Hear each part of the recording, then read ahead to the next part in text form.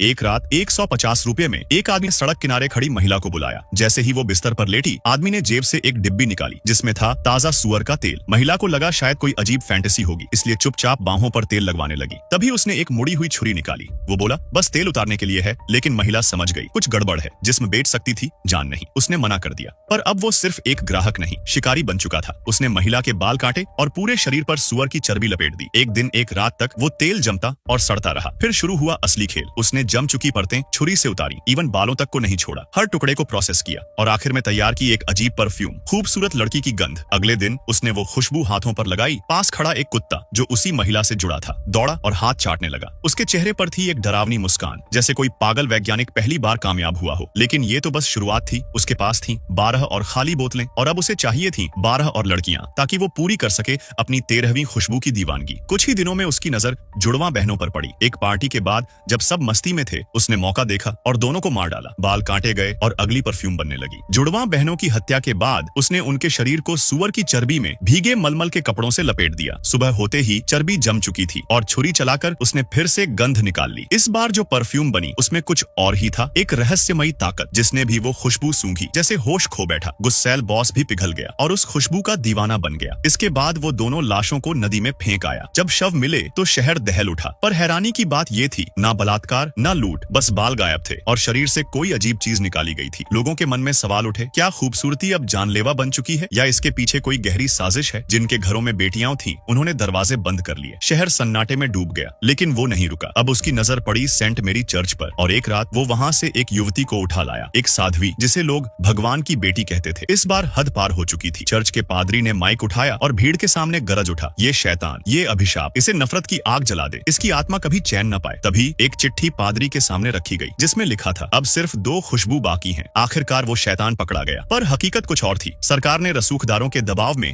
एक बेगुनाह पर इतना जुल्म किया कि उसने जुर्म कबूल कर लिया। मामला बंद हुआ। कस्बा फिर से अपनी पुरानी रफ्तार में लौट आया। लेकिन एक शख्स अब भी बेचैन था, मीरा का पिता। मीरा शहर की सबसे खूबसूरत लड़की और उसका पिता एक प्रतिष्ठित, शांत और समझदार आदमी। उसे अंदेशा था असल हत्यारा अभी भी जिंदा है, और वो सही था, क्योंकि वो दरिंदा अब तक 12 खुशबू बना चुका था। पर उसकी दीवानगी थी 13वीं खुशबू, जिसके लिए चाहिए थी सिर्फ एक लड़की, मीरा। सुबह पिता ने मीरा और भरोसेमंद नौकरों को साथ लिया और कस्बा छोड़ दिया। उसी वक्त वो दरिंदा एक अजीब सपना देख रहा था, जिसमें उसकी बनाई खुशबू फीकी पड़ रही थी। झटके से उठा और समझ गया मीरा जा रही है। उसने बिना एक पल गंवाए सामान समेटा और निकल पड़ा उसके पीछे। मीरा का पिता चालाक था। एक चौराहे पर नौकरों को मुख्य रास्ते भेजा और खुद मीरा को लेकर एक सुनसान पगडंडी पर मुड़ गया। लेकिन वो एक बात नहीं जानता था, हत्यारा आंखों से नहीं, गंध से पहचानता था। मीरा की वही खास महक जिसे वो बंद आंखों से भी सूंघ सकता था। उधर कस्बे में एक और घटना हुई। वही वेश्या का पालतू कुत्ता शेरू एक जगह मिट्टी खोदने लगा और जमीन के नीचे से 12 लड़कियों के कपड़े और सामान बरामद हुए। सच सामने था, वो दरिंदा अब तक 12 मासूमों को बेरहमी से मार चुका था। और इधर मीरा और उसका पिता